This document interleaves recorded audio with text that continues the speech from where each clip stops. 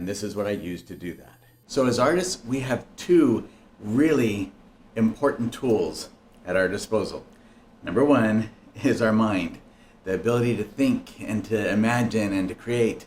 That is our most important tool. So we should do everything we can to keep our brain in good shape. Number two, as a painter, is squinting. So why would I say squinting is such an important tool? We use it all the time. If you watch professional artists, especially those who do landscape painting, you'll notice that as soon as they get out on location somewhere, the first thing they do is to start squinting like this. Let me tell you what this does and how to do it correctly. First of all, here's how you do squinting. You're just closing your eyes until your eyelashes.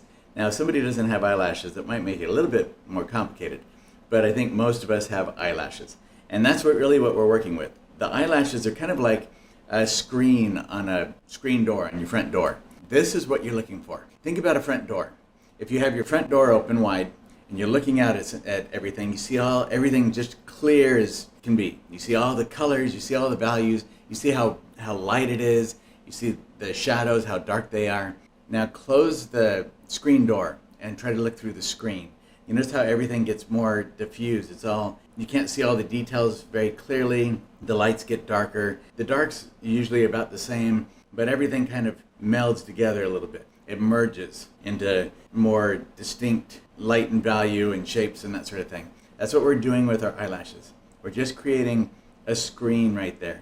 And you're not squinting down until you can't see anything, because then that doesn't do us much good. We might as well just fall asleep. We just squint them down until all we see are light and dark. What are we going for when we squint? We're going for value relationships. Don't think of squinting as something where you're going to see the values correctly or you're going to see colors or anything like that. It's going to distort both of those. So we're not looking for correct values. We can see that when we open our eyes wide open. And we aren't going to see colors accurately either. We also, if we want to see colors correctly, we want to open our eyes and look at the colors.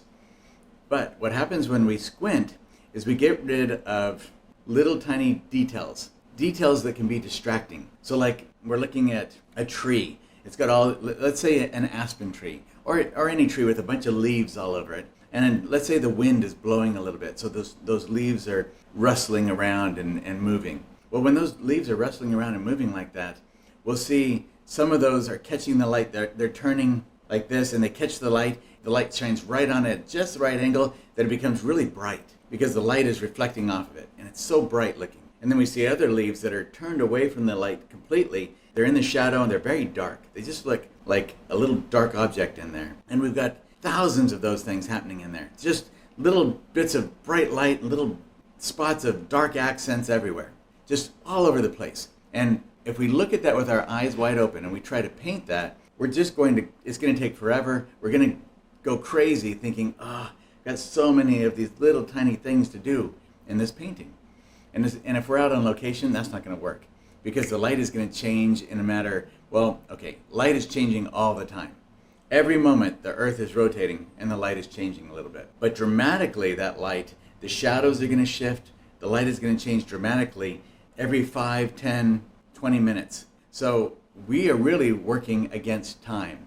And if we try to do all those little tiny details, we don't have that kind of time. So we've got to simplify things. We've got to make it easier to digest, easier to get down onto a painting quickly so we get the most essential elements that will make what we're seeing translate successfully to our viewer. What are the most important things in this scene that make the scene what it is?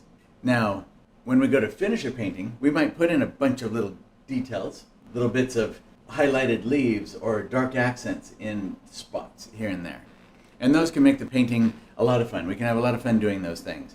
In looking at a painting like this, I had to look and see where were my darkest values, like in some of the areas down here in the shadows, up here in the tree here, in these areas, some dark elements around in here, up in this area, up in here. The first thing I want to establish when I go to paint is what's my darkest dark, the darkest shapes, the darkest dark areas, the darkest values in my painting. And then what are the lightest values in the painting? Is it the sky up here, the clouds maybe? Or is it the leaves on the trees? And if I'm looking out at a scene when I'm actually there on location, that can be difficult to determine when my eyes are wide open. Because when I see certain colors, they look very bright. But oftentimes they look more bright than they actually are. So I have to figure out, is that yellow leaf right there that's twinkling in the light, is it really as bright as it looks? Is it as bright as the sky up here? Or as this cloud over here? Which one of those is a lighter value? Which one of them just looks bright because it looks bright? Squinting can help me to figure that out. Because if I squint down, then suddenly all of the little detail disappears, and I get an overall sense of where the lightest values are in the biggest shapes, and where the darkest values are in the biggest shapes of dark values.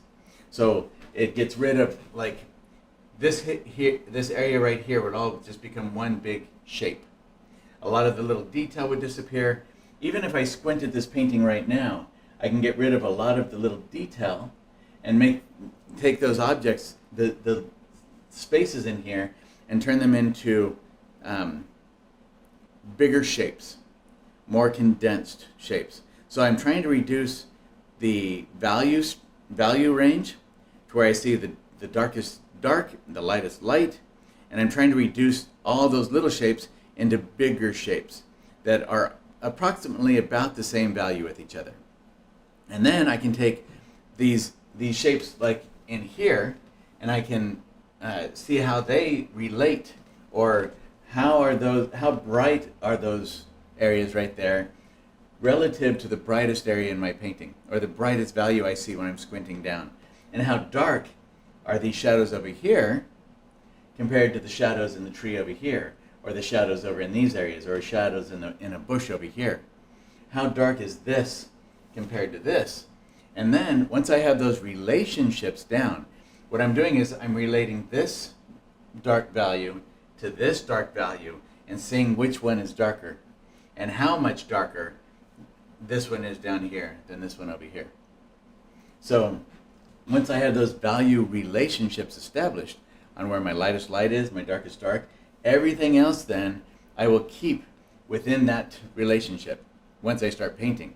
So then I don't get confused. If I think, when I squint down, if I notice that the aspen trees are actually lighter than the sky up above because the sun is shining right on them and the sky tends to be darker than the aspen trees, then I know to keep the aspen trees lighter in value than the sky.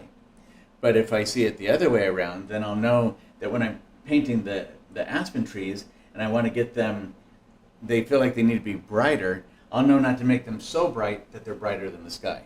If I saw when I was squinting that they were actually darker than the sky. That's a relationship that I'm keeping. And I want to maintain that throughout the rest of the painting. It'll help me to not get confused by the little details. And it'll help me to keep my value relationships accurate and stronger. What that does is it actually strengthens the overall painting if I can do that. And it's not an easy thing to do. That's why squinting is something that we want to practice all the time. Everywhere I go. Doesn't matter if I'm driving with my wife to the grocery store, or I'm out on a walk, or I'm sitting in church and I'm looking around me at people in there, or I'm looking out of a window to the things that are outside. I'm always squinting. I'm always doing this because it just becomes second nature. So remember, squinting is one of your best friends as a painter. It is indispensable. It is so useful when we're out on location, or even if we're in our studio painting from a still life, or we're painting a portrait or anything else. Even if we're using photographs, it can be very useful even when we're doing photographs.